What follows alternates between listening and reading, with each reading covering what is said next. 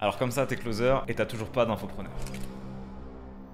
Je vais essayer de t'aider avec cette vidéo. Donc moi c'est William Waquet, je suis le cofondateur de l'agence Monétrise avec Baptiste Guèze et ensemble on aide les infopreneurs à scaler tout simplement leur entreprise. Donc moi ma spécialité c'est toute la partie sales et Baptiste sa spécialité c'est vraiment tout ce qui va être autour du marketing. À travers mon activité, je suis amené à recruter beaucoup de closers, à les former également pour qu'ils performent et les positionner chez nos clients infopreneurs. On a travaillé par exemple avec Adam Swift, avec Nassim Saïli, avec Julie Akasha, principalement dans le domaine du make money et dans le domaine du sport. Donc aujourd'hui je vais te partager mes meilleurs conseils pour trouver des infopreneurs, te faire recruter et faire partie des A-players de cette team. Première phase, avant de démarcher, qu'est-ce que tu dois faire? Numéro 1, clean tes réseaux sociaux.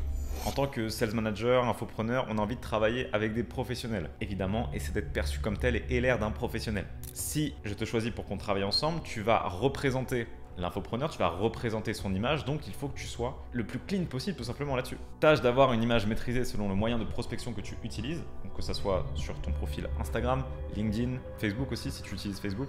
L'idée c'est que en seulement 3 secondes, quand je vais regarder ton profil, je vais prendre la décision de te répondre ou non déjà à ton message. Pas besoin de devenir un influenceur évidemment, mais en 3 secondes il faut que je sache à qui j'ai affaire. Aie bien conscience qu'un sales manager ou un infopreneur, il va recevoir des dizaines et des dizaines de messages par jour, énormément de messages de la part de closers qui veulent travailler avec lui, et il y a de fortes chances que tu n'obtiennes pas de réponse à ton message si ton profil a l'air d'être le profil d'un touriste, ce qu'on considérerait nous comme un touriste. Donc, des choses simples qui vont te permettre de ne pas tomber dans les écueils que font pas mal de closers. Évite tout ce qui est dans ta bio, enquête de ma liberté financière, cœur, des montages un petit peu cringy, qu'est-ce que le closing ou des trucs comme ça, de mettre closing dans ton hat, par exemple Michel Closer, tu vois, c'est pas forcément nécessaire.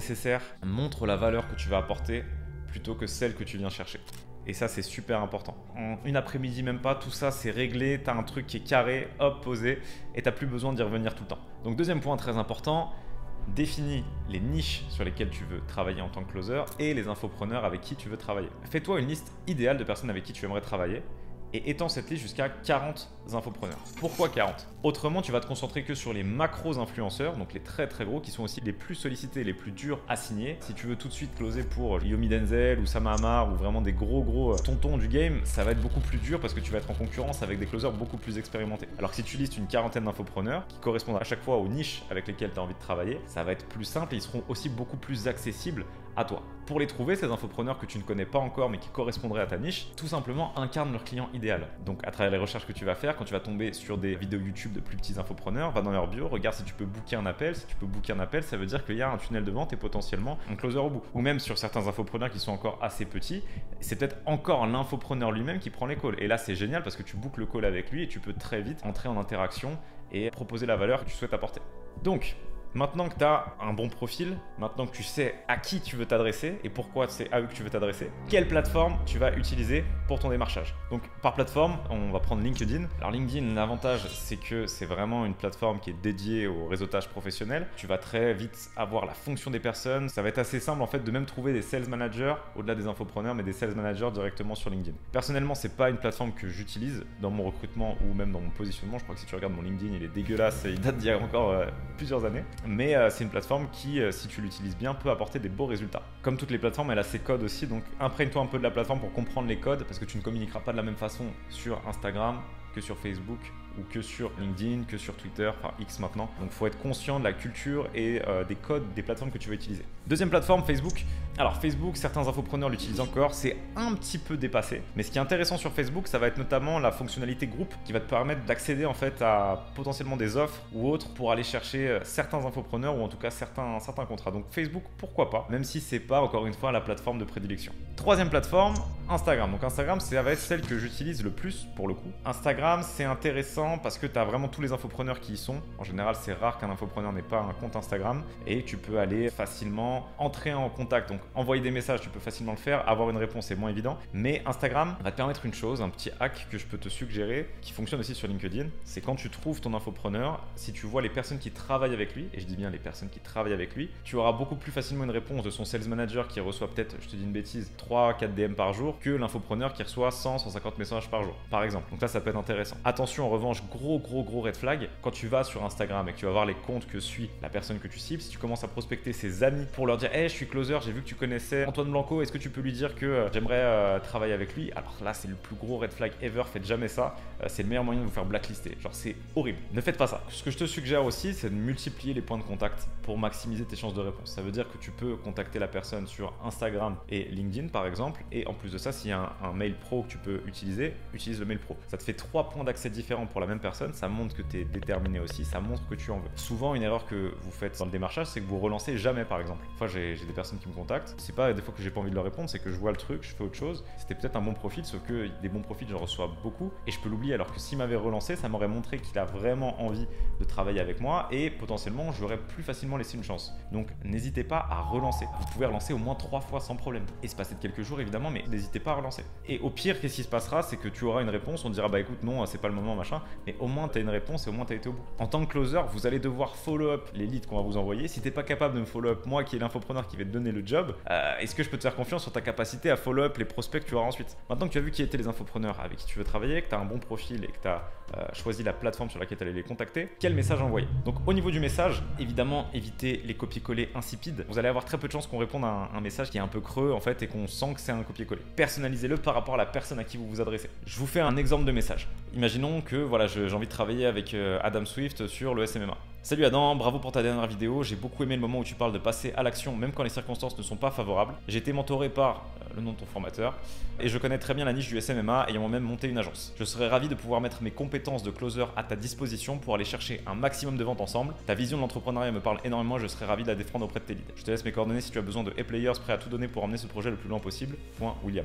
Là, je me dis ok, bravo pour ta dernière vidéo, tout ça. On montre qu'on s'est impliqué dans notre prospection et qu'on a cherché à connaître et comprendre ce qu'il fait. Ça fait toujours plaisir de se faire complimenter sur ce qu'on fait. Deuxièmement, je dis la valeur que je peux apporter. Voilà, j'ai été mentoré par X formateur. Je connais très bien la niche du SMMA ayant moi-même monté mon agence. Donc là, je fais valoir ma pertinence. Et ensuite, je montre ma motivation par rapport au projet. Je serais ravi de pouvoir mettre mes compétences de closer à ta disposition pour aller chercher un maximum de ventes, etc. Donc, ce framework, vous pouvez le réutiliser. Donc, reformulez-le à votre manière. Vous n'êtes pas obligé de reprendre, copier-coller ce message. Parce que du coup, si trop de monde le fait, il va se dévaloriser. Mais comprenez l'intention derrière ce message et faites en sorte que ça résonne avec votre personne, tout simplement, et vos valeurs. Donc voilà, n'oubliez pas la notion de timing et de relance que je vous disais juste avant. C'est pas parce que vous n'avez pas une réponse que vous en aurez jamais. Et relancez pour montrer votre présence et que vous existez. Il y a la notion de timing aussi. Des fois, sur un moment où je recrutais pas, peut-être que je t'aurais pas répondu, mais si tu me relances à un moment où je recrute, cette notion de timing fait que ah tiens, c'est vrai que là en ce moment j'ai besoin d'un closer pour tel projet, fais voir son profil, ok, il a l'air assez carré, écoute, je vais répondre à son message et on va voir ensuite pour le faire passer à la prochaine étape. La troisième partie, c'est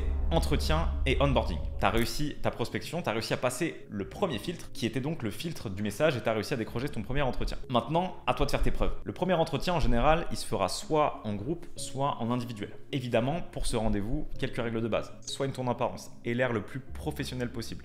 Soigne ton setup, teste ta caméra, teste ton micro, enfin ta caméra ou ta webcam. Fais en sorte d'avoir une bonne lumière aussi, qu'on te voit bien. Voilà, tout de suite, c'est l'équivalent, si vous voulez, la visio, c'est l'équivalent de la tenue que vous avez quand vous vous présentez à un entretien d'embauche. Et si vous avez un setup qui est absolument dégueulasse, c'est comme si vous arriviez en jogging à un entretien pour être, je sais pas, cadre dans une société. C'est pas possible. Prenez-vous au sérieux pour que les gens vous prennent au sérieux. Très important. Et des fois, ça fait la diff. Ça veut dire que même des fois, si vous avez peut-être un tout petit peu un moins bon closer, mais que sur l'image, tout est hyper clean, hyper carré, la confiance qu'on va vous accorder, paradoxalement, on va se dire ouais bon, il a l'air comme d'être pro, on va peut-être lui laisser sa chance. C'est totalement injuste, mais c'est comme ça. Donc, ayez conscience de ça. Soigne ton setup, soigne ton apparence, sois en avance. Super important. Je suis très à cheval sur ça. Quelqu'un qui arrive en retard au rendez-vous, il a perdu tellement de points que s'il n'est pas exceptionnel, il a déjà sauté. Donc, ayez conscience de ça. C'est pas dur. Si t'es pas capable d'être à l'heure au rendez-vous que tu as avec l'infopreneur, vraiment, je peux te faire confiance pour que tu sois à l'heure avec mes clients. Quand tu arrives aussi à ton entretien, arrive préparé. Et fais tes recherches sur l'infopreneur avec qui tu travailles et regardez au moins 2-3 de ses vidéos, comprends un peu son message, comprends à qui tu as affaire et ce qu'il peut rechercher en tout cas sur son offre, qu'est-ce qu'il cherche à apporter à sa communauté pour que tu sois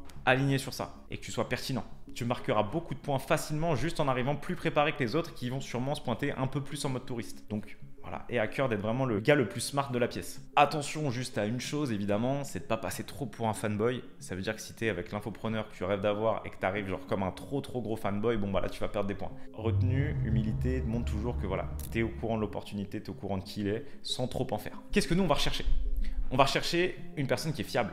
Donc une personne fiable, ça veut dire une personne qui est à l'heure, en qui on peut avoir confiance, qui est aussi alignée en termes de valeur avec le produit et l'infopreneur. Une personne qui est en capacité de maîtriser les outils CRM qu'on va vous proposer. Donc en général, ça va être soit un Notion pour certains petits infopreneurs, sinon ça sera un HubSpot, Close.io ou d'autres. Mais bref, que tu aies une certaine facilité à pouvoir mettre à jour ou en tout cas apprendre rapidement et être rapidement opérationnel sur ces solutions-là. Il n'y a rien de très compliqué d'un point de vue logiciel, mais voilà, que tu sois carré et que tu nous fasses des reportings de qualité chaque jour, qu'on sache ce que tu fais et qu'on ait une vision sur ça. Autonome, qui apporte du résultat et surtout, on veut un team player. C'est quelqu'un qui apporte une bonne énergie à l'équipe et qui va emmener tout le monde vers le haut pour que tout le monde performe. Quand tu recrutes un mec qui est performant, qui inspire les autres et qui emmène tout le monde derrière lui, tu as recruté vraiment un high player. Nous, c'est vraiment la pépite qu'on cherche. Donc si tu arrives à incarner ça et montrer que c'est ce que tu vas apporter, là, ta place sur l'onboarding, elle est presque garantie. Le setup un minimum clean, donc ça revient à ce que je te disais juste avant pour que tu puisses accueillir nos clients dans de bonnes conditions. Et cette capacité de prise d'initiative. En gros, ce que nous, on va chercher, ce qu'on va chercher à détecter en tout cas avec toi. Avec une bonne élocution, bonne capacité à s'exprimer, voilà. Bref, toutes ces choses qui rentrent dans ce spectre-là.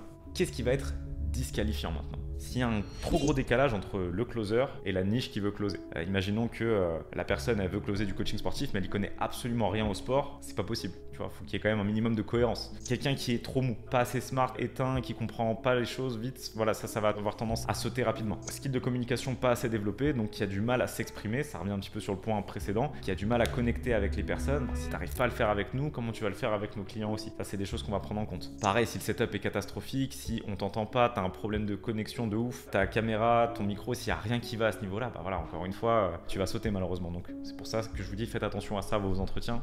C'est des choses qui sont assez éliminatoires. Quelqu'un qui est en retard, qui répond pas aux messages, bref, tout ça, c'est des choses qui vont vous faire sauter. Donc en soi, les choses qui vous font sauter, c'est des choses qui sont assez évidentes. Et si vous n'en avez pas conscience, malheureusement, ça envoie un signal tellement grave que c'est une évidence qu'on ne va pas continuer ensemble. Je fais vraiment cette vidéo dans un souci de transparence la plus totale pour vous éveiller là-dessus et vous permettre d'avoir le maximum d'armes pour arriver préparé. Et pas faire du bullshit, let's go, machin, et vraiment être le plus concret possible avec vous sur la réalité du terrain. Le but, c'est de vous confronter très rapidement au réel. Il y en a beaucoup malheureusement qui ont un message qui est en décalé de la réalité du terrain pour vendre le maximum de formations à n'importe qui, et j'en vois des fois, ils n'ont rien à faire dans des formations de closing. Le but vraiment, c'est d'être le plus concret et réaliste pour vous pour que vous puissiez vous améliorer et aller chercher cette première infopreneur, aller gagner cette confiance, aller gagner cette liberté financière, géographique, tout ça, ce que vous cherchez à travers le closing, et en tout cas être préparé pour le réel. Nous arrivons à la dernière phase qui est la phase onboarding. Donc là, bravo, tu as passé tous les filtres. Tu as réussi à connecter avec un infopreneur, il t'a fait confiance pour commencer à te donner quelques leads. Donc là, à partir du moment où tu es dans la phase onboarding, tu es plutôt bien parti. Ce qui fait que ça pourrait capoter, c'est si vraiment tu n'arrives pas du tout à vendre. Tu vas avoir une pression un petit peu, c'est normal. Relativise par rapport à ça. Si on voit que tu es quelqu'un qui a à cœur de progresser, qui met les bonnes choses en place, on peut t'étendre un petit peu ta période d'onboarding pour que tu fasses tes preuves. Et tu vas voir que le premier vrai close que tu vas faire, il va abattre un sacré mur mental et ensuite tu vas te sentir bien légitime et ça va s'enchaîner. De toute façon, même si au final tu passes toutes les étapes, que l'onboarding il se passe pas bien, quoi qu'il arrive, tu auras pu prendre une tonne d'expérience qui va te permettre de pouvoir attaquer la prochaine fois avec beaucoup plus d'aisance. Le closing, c'est comme tout, c'est une compétence. Ça veut dire qu'au début, c'est normal, tu t'écoutes mes tout premiers calls, c'est claqué au sol. Mais c'est ok. Parce que depuis, j'ai pu grave progresser. J'ai failli me faire sauter de mon premier infopreneur d'ailleurs. Ça s'est joué à peu de choses. Et derrière, voilà, j'ai réussi à transformer, mettre les efforts en place. Et après, j'ai réussi vraiment à me faire une belle place dans l'équipe et être vraiment au top du leaderboard. Et du coup, asseoir ma position, ma confiance et tout, ce qui m'a permis de continuer sur le long terme avec eux. Dernier petit conseil que je te donnerai sur ta phase d'onboarding. Normalement, tu auras un Notion. Sur le Notion, tu auras vraiment, donc le Notion, c'est vraiment un outil qui sera utilisé presque par tous tes infopreneurs. Où tu vas avoir toute la FAQ, les process, les vidéos de comment ça se passe. Ça te permettra vraiment de prendre connaissance de tout ce que toi tu as besoin de savoir pour être performant au sein de l'équipe. Donc prends bien connaissance de la documentation avant de poser des questions. Ça montrera que tu es autonome et que tu es parti toi-même chercher l'information. L'autonomie, c'est une valeur qui est hyper importante. Si je dois te babysitter tout le long, je préférerais recruter quelqu'un qui est autonome parce que moi tout le temps que je passe à te babysitter, c'est du temps que je peux pas passer sur d'autres tâches qui sont plus importantes aussi. Donc évidemment, si tes questions elles sont pertinentes, tu peux les poser, mais pose-toi la question, est-ce qu'il y a un moyen que je trouve la réponse à cette question sans solliciter un manager? Donc le Notion ou ChatGPT, ça pourra t'apporter la majorité des réponses. Communique avec l'équipe aussi dans voilà, partage des wins, partage de la motivation. Ça, c'est super important parce que ce qui fait qu'on close, c'est avant tout du mental. Et si tu as la capacité à te positionner au sein d'une équipe comme un leader qui emmène le moral des troupes vers le haut, c'est super fort, c'est super recherché aussi et ça sera vraiment, vraiment apprécié. Voilà un petit peu pour les différents conseils que je peux te donner. J'espère que tu auras trouvé pas mal de valeur dans cette vidéo. Le but pour moi, c'était d'être le plus proche du réel possible. Alors, faut pas que dans ce que j'ai dit, ça t'inquiète. Ça va le faire. Ça l'a fait pour beaucoup de personnes et honnêtement, le niveau en termes de closer en France aujourd'hui, il reste quand même assez bas. Donc pas trop d'inquiétude à avoir là-dessus. Juste en respectant ce que je t'ai dit, déjà tu peux te démarquer de 90%, choper ton premier infopreneur et commencer à closer. Le but c'était de coller le plus possible au réel, de façon à ce que toi tu sois le mieux armé possible. N'hésite pas si par rapport à ce que tu as vu dans cette vidéo tu as des questions, pose-les toutes dans l'espace commentaire. Si tu as trouvé de la valeur, n'hésite pas à mettre un pouce bleu. C'est le tout début de la chaîne. On va essayer d'apporter un maximum de valeur avec Baptiste sur tous ces contenus autour de l'infoprenariat, autour de la création d'agences, autour du closing, autour de toutes ces thématiques qu'on maîtrise aujourd'hui et qu'on monétise d'ailleurs avec nos clients. Donc voilà, n'hésite pas à t'abonner aussi. C'était William, merci beaucoup à toi. Ciao ciao, let's fucking close.